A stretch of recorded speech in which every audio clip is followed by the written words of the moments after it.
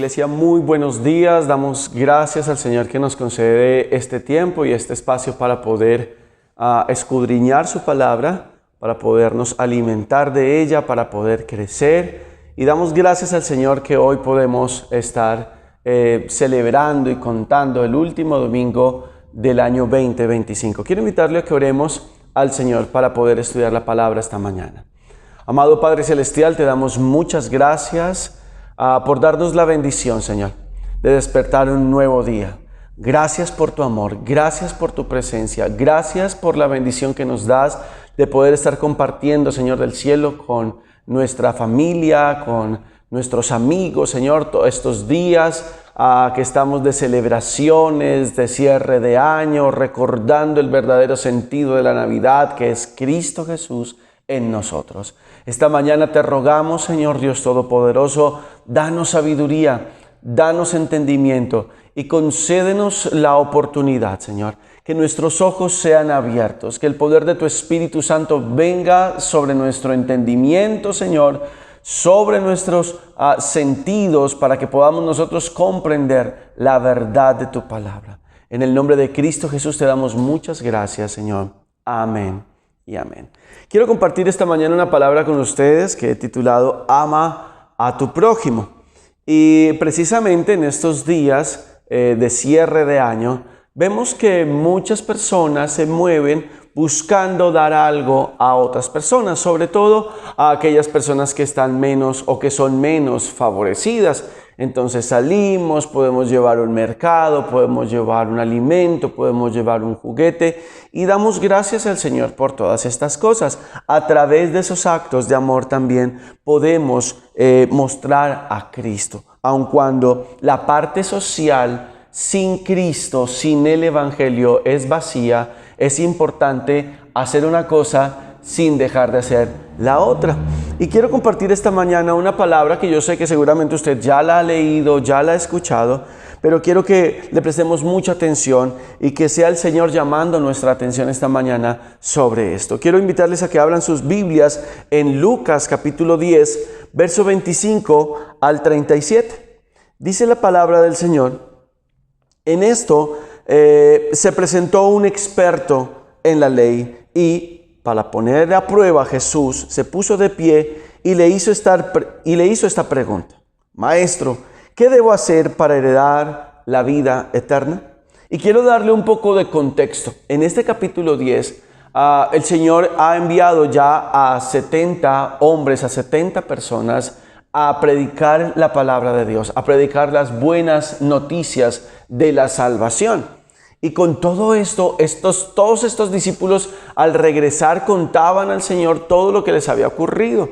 El Señor les había dado instrucciones de qué hacer y de qué no hacer mientras iban. Pero cuando regresaron, una de las cosas sobre las cuales el Señor llama la atención de todos ellos es: muy bien que se hayan sujetado los demonios, muy bien que hayan sanado enfermos, pero ustedes deben estar más preocupados por una cosa, y es que sus nombres estén escritos en el cielo. Eso es verdaderamente lo que importa, nuestra eternidad y nuestra relación personal con el Señor. Y aquí se levanta, vamos a ir paso a paso, como siempre lo hacemos, o la mayoría de las veces por lo menos. Se levanta un hombre, dice la palabra que era un experto en la ley. Digamos algo así, que era como un abogado, ¿sí? Un experto en la ley es un abogado. Y este abogado dice que le hace una pregunta a Jesús para probar. ¿Será que lo quería probar de una manera inadecuada? Porque está bien que nosotros probemos las cosas. Yo necesito comprar algo, voy a probarlo para saber que lo que voy a comprar está en buen estado. Y no pasa nada, está bien, estoy en mi derecho de hacerlo. ¿Será que este hombre estaba un poco cuestionado en su interior y por lo tanto le estaba preguntando a Jesús: ¿qué haré para hallar? Dice, ¿qué debo hacer para heredar la vida eterna? Un experto en la ley, en la Torá, en los primeros libros de la Biblia, más los profetas, más los salmos, el Talmud, la Torá, todas estas cosas que eran importantes para ellos. Era un experto, no era una persona neófita. Era una persona que conocía la ley y le está haciendo una pregunta muy importante de mucha profundidad a Jesús. ¿Qué haré o qué debo hacer para heredar la vida eterna? Y tiene su respuesta, versículo 26. Jesús respondió, ¿qué está escrito en la ley? ¿Cómo la interpretas tú? Entonces hay un feedback, ahí hay un ir y venir de preguntas, porque el Señor quería, casi siempre está buscando llevarnos a reflexionar sobre lo que nosotros comprendemos, sobre lo que nosotros estamos viviendo, sobre lo que nosotros estamos cómo nosotros estamos siendo guiados según las Escrituras, según la palabra del Señor. ¿Qué está escrito en la ley? ¿Cómo la interpretas tú? Y viene la respuesta. ¿Y este hombre qué dijo? Ama al Señor tu Dios. Estoy leyendo verso 27. Con todo tu corazón, con todo tu ser, con todas tus fuerzas, con toda tu mente. Y, aparte de eso, ama a tu prójimo como a ti mismo. Entonces, el experto en la ley da la respuesta correcta. Da una respuesta que él considera que es la respuesta que Jesús estaba esperando. De hecho, le responde en el versículo 28, bien contestado, dijo Jesús. Haz eso y vivirás. ¿Qué es lo que debe hacerse? Amar al Señor. Pero hay unas cosas aquí, dice, ama al Señor con todo tu corazón, con todo tu ser, con todas tus fuerzas, con toda tu mente, con todo tu ser. Pregunta esta mañana, ¿estoy amando al Señor con todo mi ser?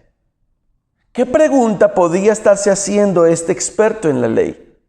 ¿Qué pregunta cree usted? ¿Podría estarse preguntando, bueno, yo amo a Dios? ¿Yo lo estoy amando? Podría hacerse así. Estaba hablando de la vida eterna. Y la vida eterna, de hecho, fuimos creados con vida eterna.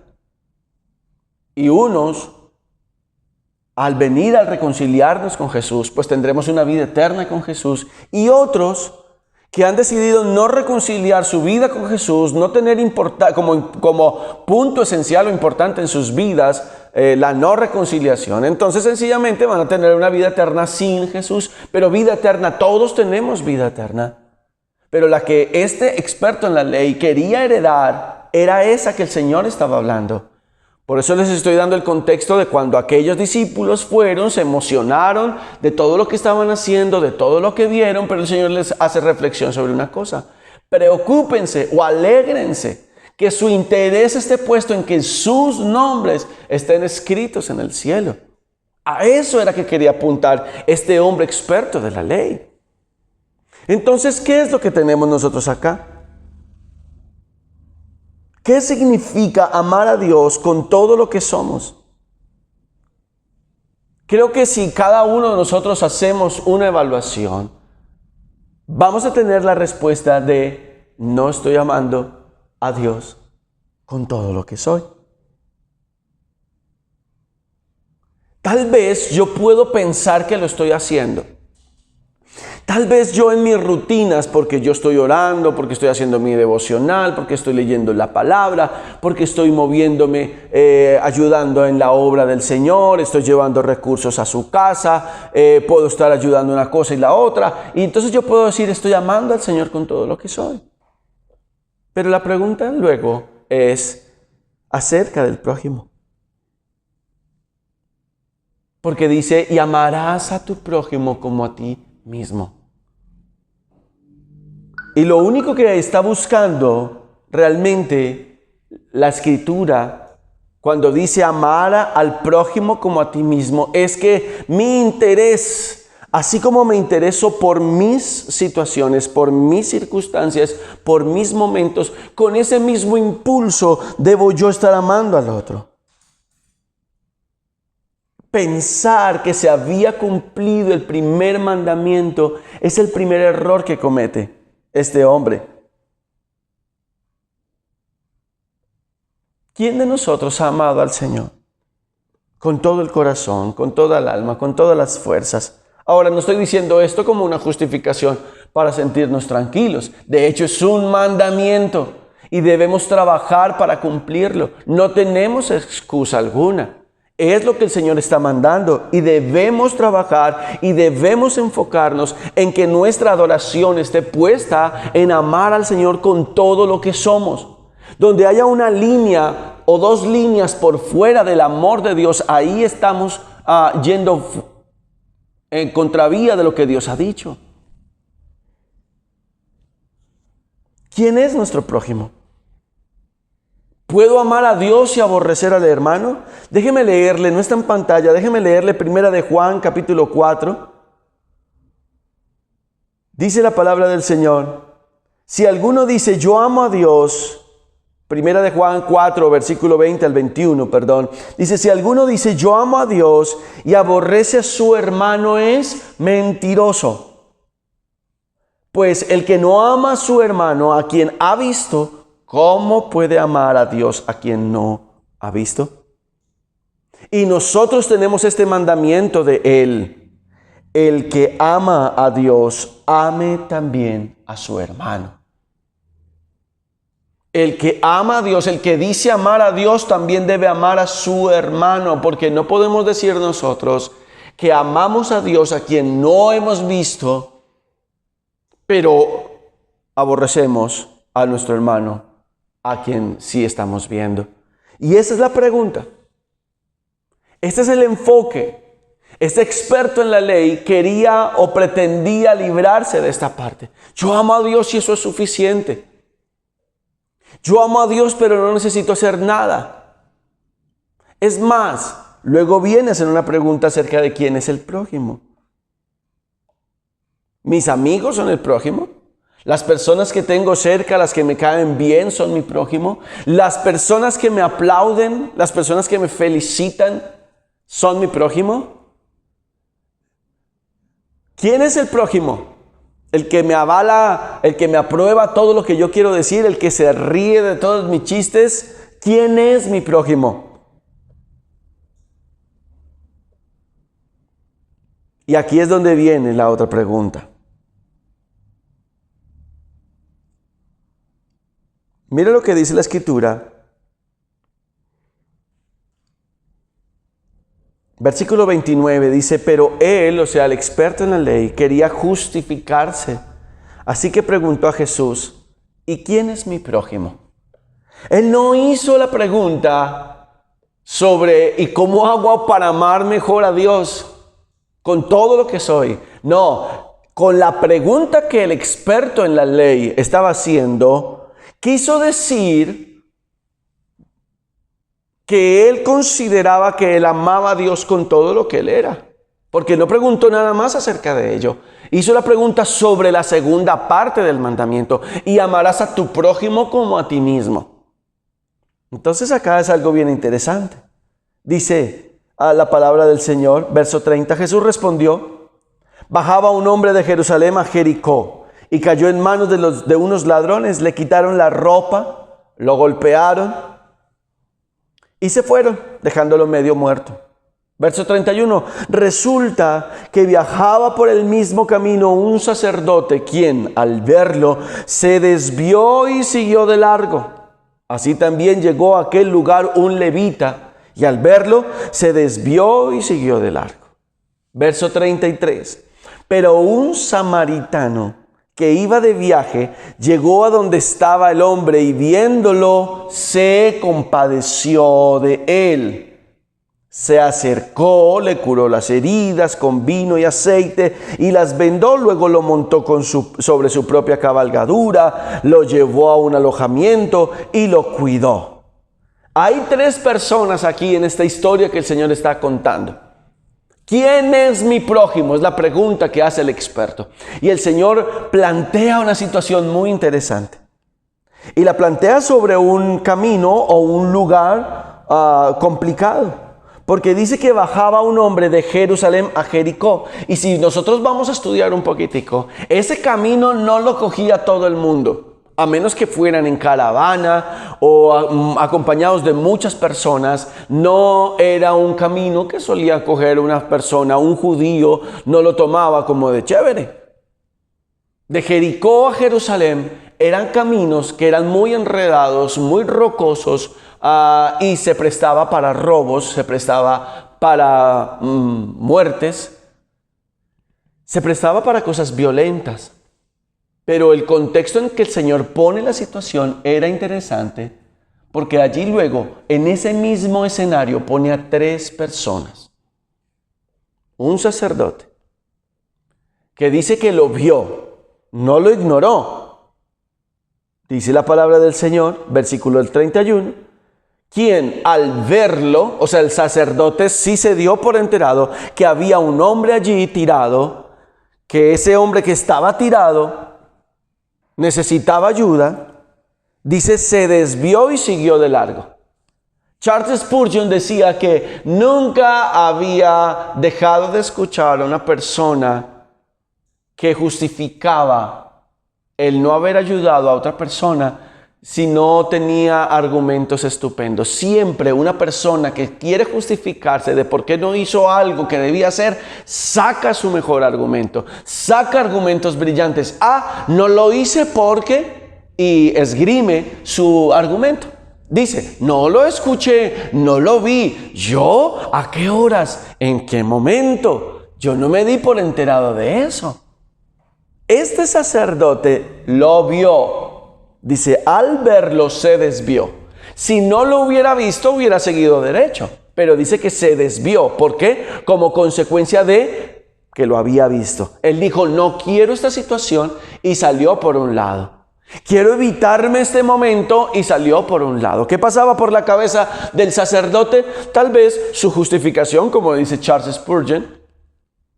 Tengo que llegar temprano. Voy para el culto. Voy al templo.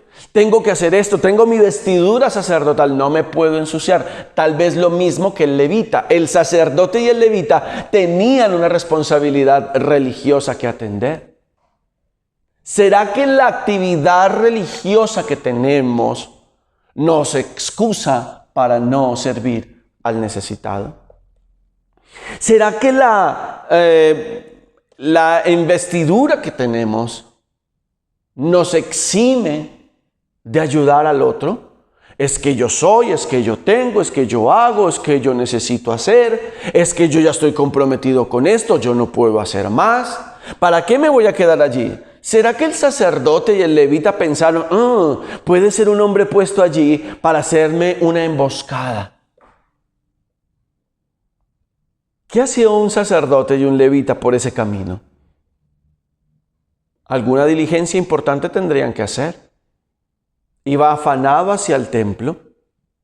Iba afanado a atender sus asuntos. Seguramente iban muy concentrados.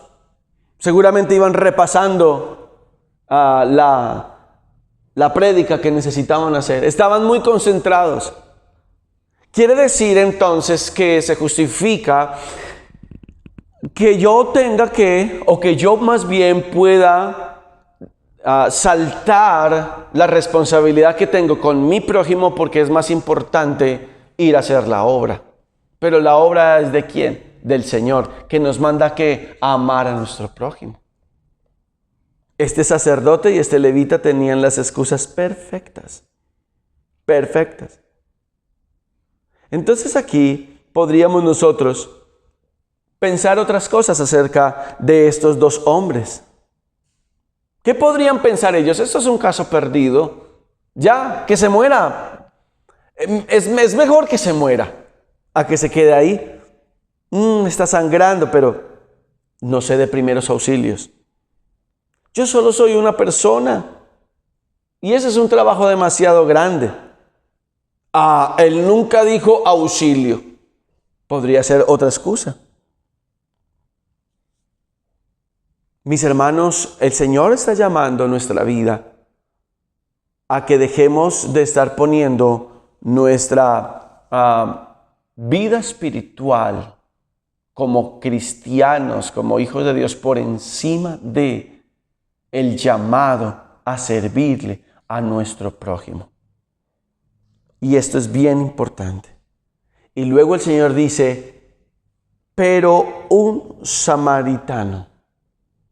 Y toma Esto da una vuelta completa. Los que estaban escuchando, el primer personaje, un sacerdote, sí, nos identificamos con el sacerdote, hace parte de nuestra cultura. El levita, muy bien, el levita está allí en la historia de Jesús. Jesús sabe muy bien contar historias, pero luego le da vuelta a la historia porque sale con un samaritano y ahí como que rayó la cabeza de los oyentes en ese momento, porque ¿qué tiene que ver un samaritano con un levita y con un sacerdote? Nada. Lo único que había entre samaritanos y judíos era un fuerte odio, un fuerte rencor, una fuerte enemistad. Por circunstancias del pasado, mi esposa hace unos domingos atrás estuvo explicándonos acerca de todo esto, estuvo enseñándonos por qué razón llegan a aparecer los samaritanos. Y aquí es donde nosotros necesitamos, mis hermanos, poder comprender cosas y cosas profundas. El Señor toma un personaje del cual seguramente quienes estaban oyendo no esperaban que fuera a resultar un samaritano aquí. Y mire, no solamente aparece el samaritano, sino que mire la calidad de samaritano que aparece. Pero un samaritano que iba de camino, vino cerca de él y viéndole, igual que el sacerdote que lo vio, igual que el levita que lo vio, dice, y viéndole, ¿qué dice la palabra? Fue movido a misericordia. Fue movido a misericordia. En la versión, nueva versión internacional dice que estaba el hombre y viéndolo se compadeció de él. Y esto es lo primero que nosotros necesitamos desarrollar y pedirle al Espíritu Santo que nos ayude a desarrollar en nuestro corazón. Que podamos ser movidos a misericordia. Que podamos ser movidos a compasión. A mirar con compasión a otros. ¿Será que estoy viendo con compasión a uno que yo sé que no está en el camino de Cristo? Que sus decisiones se están moviendo. Que sus decisiones le están llevando a tener consecuencias dolorosas. Este samaritano se compadeció, se movió a misericordia. Y también vio, como vio el sacerdote y como vio el levita. Sacerdote y levita, judíos. Samaritano, enemigo. Pero resulta que el enemigo fue el que se movió a misericordia. Y esto les dio una vuelta a todos estos hombres que estaban escuchando. Y sobre todo al experto en la ley. Experto en la ley que consideró que amaba al Señor y que todo tenía ese checklist completo. Pero da una pregunta un poco más allá acerca del prójimo. Y mire la respuesta que el Señor le trae aquí. ¿Qué ocurre? ¿Qué ocurre? ¿Qué hace este samaritano? ¿Qué es lo que termina siendo el enemigo de los judíos? ¿Qué fue lo que hizo el samaritano que no hizo ni el sacerdote ni el levita? Versículo 34 dice, se acercó. Le curó las heridas con vino y aceite y se las vendó. Luego lo montó sobre su propia cabalgadura, lo llevó a un alojamiento y lo cuidó. Vea lo que hizo el samaritano. Ahora, miremos hay tres elementos por lo menos aquí que necesitamos resaltar. El primero de ellos es el vino. Dice que le curó las heridas con vino. El alcohol que tiene el vino ayuda o tiene un efecto antiséptico. ¿Cuánto tiempo llevaba ese hombre allí tirado? Heridas abiertas. Y este hombre toma su vino, el que tenía para saciar en algún momento su sed, o el que tenía seguramente en momentos para parar en el camino, alimentarse, tomar un poco de vino, descansar. Él toma de su recurso del vino y lo riega, lo invierte. en las heridas de este hombre. Ve cómo su vino corre, toca la herida y sigue de largo, limpiando la herida. Su vino lo invirtió. Número 2, su aceite. Luego de limpiarla con el vino, luego de que la herida seguramente quedó desinfectada por el alcohol, viene a hacer algo también importante y utiliza aceite. Aceite que para esa época era más que importante. ¿Sabe usted cómo se prendían las lámparas en esa época? ¿Sabe usted qué pasaba si una persona salía de camino y le tomaba el atardecer y no tenía cómo alumbrarse? Pero él toma su aceite. Y él dice, estas heridas no solo necesitan ser desinfectadas, necesitan ser curadas. Y la única forma de curar esa herida era a través del aceite. Y el aceite se derrama, él ve y lo toma y empieza a poner aceite sobre cada herida. ¿Cuántas tenía? No lo sabemos. Pero dice que utilizó su vino y que utilizó su aceite.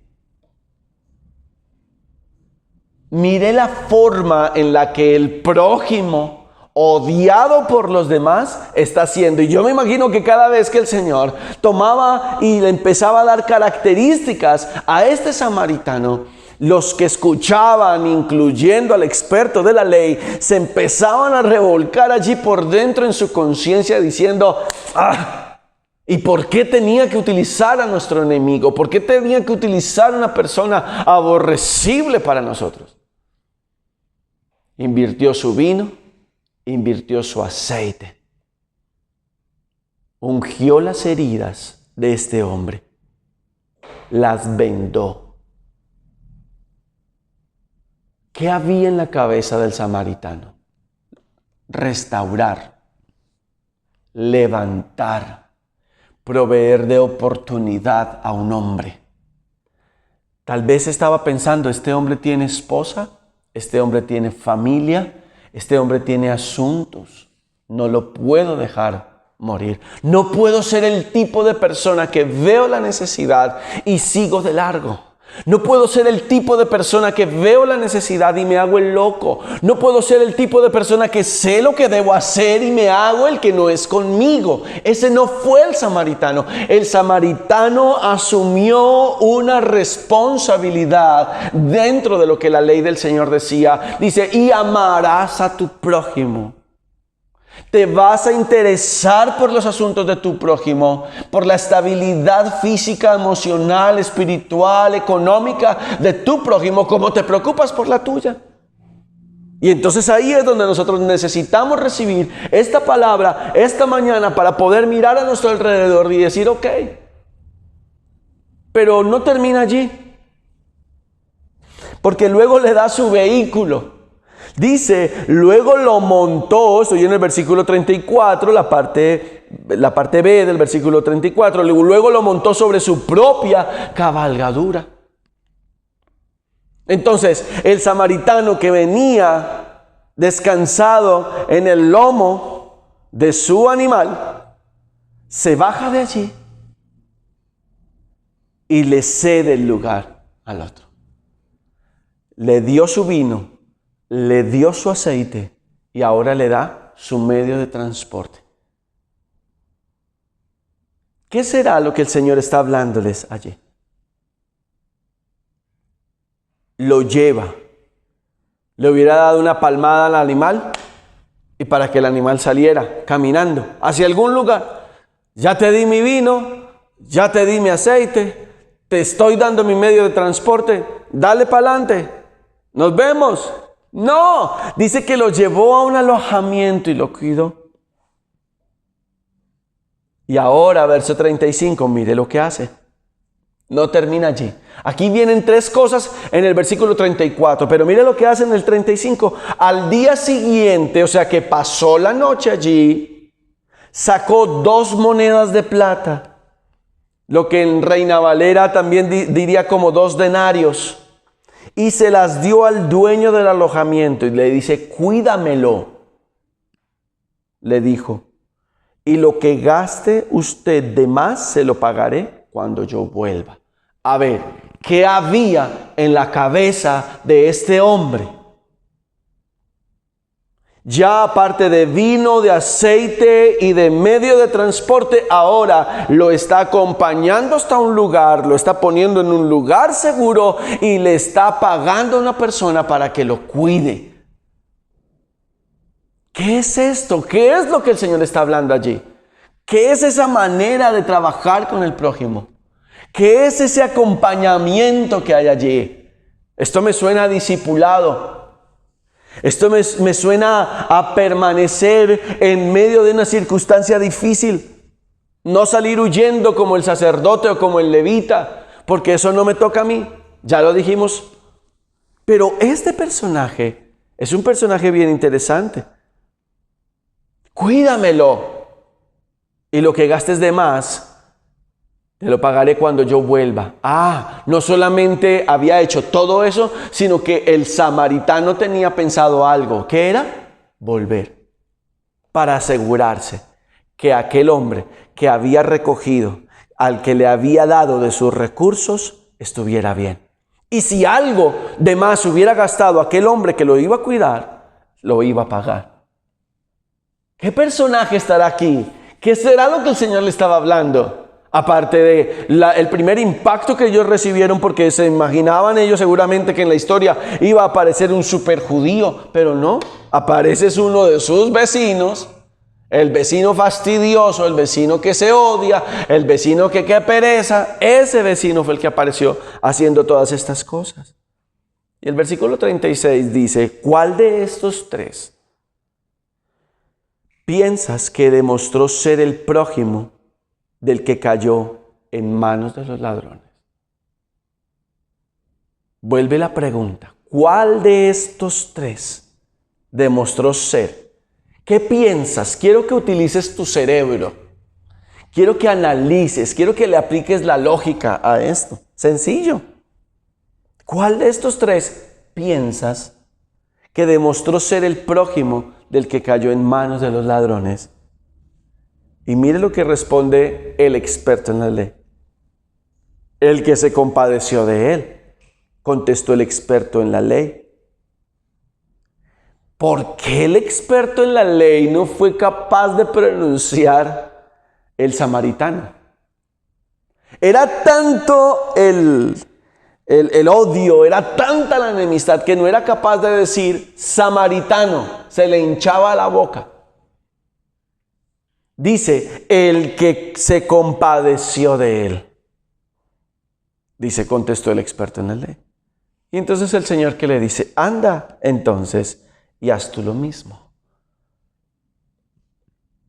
Y aquí es donde nosotros necesitamos ver algo, mis hermanos.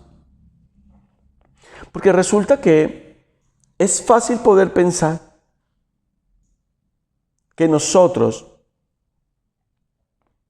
amamos al Señor, pero lo amamos como dice la ley que debemos amarlo, con todo nuestro ser, espíritu, alma, cuerpo, fuerzas. Y tal vez por eso consideramos que la otra parte que ya donde tenemos que enfocarnos pues es en mirar al prójimo, porque consideramos amar al Señor. Y el Señor le trae un prójimo increíble. Un prójimo que, dicho por algunos teólogos, tiene muchas similitudes. Un samaritano que se asemeja a Jesús. El samaritano era un extraño, despreciado por muchos. El samaritano llegó después de que otros fallaron en satisfacer la necesidad. El samaritano llegó antes que fuera demasiado tarde. El samaritano llegó con todo lo necesario. Recuerda, vino, aceite, transporte, acompañamiento, alojamiento, cuidado y dinero de por medio para suplir todo lo necesario. El samaritano llegó directamente al hombre afligido.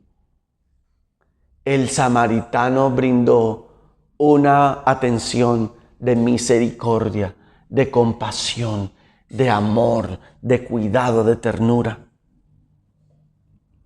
El samaritano proporcionó para las necesidades futuras. Mis hermanos, ¿será que el Señor estaba hablando también allí acerca de Él mismo? Uno despreciado, uno aborrecido, llega y da todo de sí para tomar a ese que estaba desvalido, que estaba a punto de morir y restaurar su vida. Mis hermanos, nosotros necesitamos entender que el amor de Cristo es el único que puede lograr hacer todo esto junto. Ese samaritano, y usted puede hacer su lista allí de todas aquellas cosas que ya enunciamos ahora, que dio para poder habilitar, restaurar, redimir la vida de ese hombre que estaba en una necesidad urgente. Era de vida o muerte. Tal cual como con usted y conmigo, de vida o muerte. Y Cristo llega y limpia nuestras heridas, le pone esa preciosa sangre que limpia nuestros pecados, que ese efecto antiséptico que quita toda depravación de nuestra vida. Pero unge nuestra vida con el Espíritu Santo. Y nos pone sobre Cristo, que es la única manera de poder llegar al Padre. Y nos da a una persona para el cuidado, que es la iglesia. Y que provee todo lo suficiente a la congregación para poder estar discipulando a estas personas. Para que cuando Él regrese, estas personas sean halladas, restauradas y sanadas por completo. Mira lo que el Señor está diciendo. Pero si no estamos conectados con lo que el Señor está hablando, entonces sencillamente sería una vez más leer la historia del buen samaritano. Pero mire todo lo que hay aquí alrededor de esto. Y todo es amor profundo, compasión en su mayor expresión del Padre sobre la vida de sus hijos. Mis hermanos, somos llamados esta mañana a poder considerar que nuestra vida ha sido puesta para ejercer, para ejecutar esa labor. Así como el buen samaritano. Así como usted y yo, estando tirados en el piso, siendo vistos con tal vez compasión, o tal vez con misericordia, o tal vez con el pobrecito. Y el Señor llega y nos rescata y nos pone en un lugar para crecer, y nos pone en un lugar para ser formados, y nos pone en un lugar. Iglesia, el llamado esta mañana es a que podamos nosotros, cada uno de nosotros, venir delante del Señor y poder reconocer que hemos sido sanados, que hemos sido perdonados, que hemos sido restaurados para poder hacerlo con otros. Cuando usted y yo comprendemos el lugar que ocupábamos, cuando usted y yo comprendemos que íbamos por un camino de maldad y que fuimos nosotros expuestos a los golpes de la vida, a las heridas del alma, a la separación de la vida misma, porque estaba a punto de morirse. Ahí llega el Señor y restaura nuestra vida, y aparece el Señor. Y sí, tenemos que reconocerlo. En muchas ocasiones, teniendo eso claro, no amamos al Señor con todo nuestro corazón, con toda nuestra alma, nuestra mente, nuestras fuerzas, pero mucho menos a nuestro prójimo. Y ahí es donde el Señor está diciendo que nadie puede decir que ama a Dios cuando aborrece a su hermano. Que ama a Dios a quien no ve, pero aborrece a su hermano a quien sí ve. Somos llamados, iglesia, somos llamados a amar a nuestro prójimo, a buscar que nuestro prójimo esté bien, a buscar que nuestro prójimo esté en un lugar seguro, a buscar que nuestro prójimo crezca, sea restaurado, sea sanado, a buscar que nuestro prójimo, ese que estamos visitando seguramente en estos días, ese que estamos viendo que hace tiempo no lo veíamos, poderle llevar una palabra de salvación, invirtiendo del vino, del aceite, del transporte, de los recursos, para que esté bien. Somos llamados, que lo que nosotros tal vez comprendíamos antes de la historia del buen samaritano, hoy, a través de la reflexión de las Escrituras, podamos entenderlo a profundidad. Quiero invitarle a que oremos esta mañana. Padre, te damos muchas gracias. Gracias por tu fidelidad. Gracias por tu cuidado infinito. Señor, gracias, porque sabemos que tú estás cuidando nuestra vida. Señor, estando nosotros muertos en nuestros delitos y pecados, con heridas abiertas, expuestos a la burla de los demás, en situación, Señor, completamente condenatoria por nuestra conducta, tú, Señor, un extraño, llegaste y nos amaste. E invertiste, Señor, todo lo tuyo para nuestra restauración. Invertiste todo lo tuyo, Señor, para nuestra sanidad, para nuestro perdón. Y te rogamos que hoy, Señor Dios Todopoderoso, podamos nosotros comprender que hemos sido llamados para ir y hacer lo mismo con otras personas. Por favor, Señor, esta mañana yo te ruego que tú bendigas la vida de mis hermanos, que tú traigas sobre cada uno de ellos entendimiento, que tú traigas sobre cada uno de ellos, Señor, esa paz y esa bondad que solo pueden provenir de ti. Señor, que al compartir con sus familias, sus vecinos, sus amigos, podamos, Señor Dios Todopoderoso, cada uno de nosotros entender que somos llamados, que ese vecino, que ese amigo, que ese familiar está con su vida quebrantada y necesita escuchar el mensaje de salvación, necesita recibir vino en sus heridas, necesita ser ungido con aceite, necesita ser llevado a un lugar para que sea cuidado y restaurado. Por favor, Señor, en el nombre de Jesús, te damos gracias. Te bendecimos, te amamos y te rogamos, Señor, que ahora que tenemos unos días ya para finalizar este año, seas tú trayendo sobre nuestro corazón, Señor, tu paz que sobrepasa todo entendimiento. Sé tú trayendo sobre nuestras vidas temor de Dios. Señor, que podamos actuar con el temor de Dios delante de nosotros.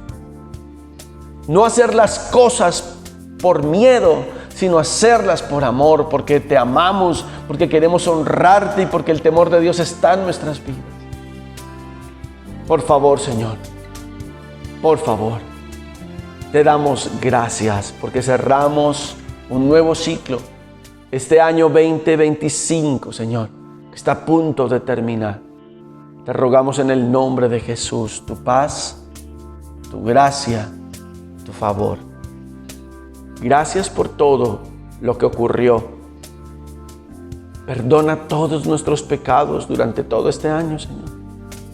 Y ayúdanos a tener un corazón como el de aquel hombre que se movió a misericordia y dio todo de sí para que otro experimentara la vida.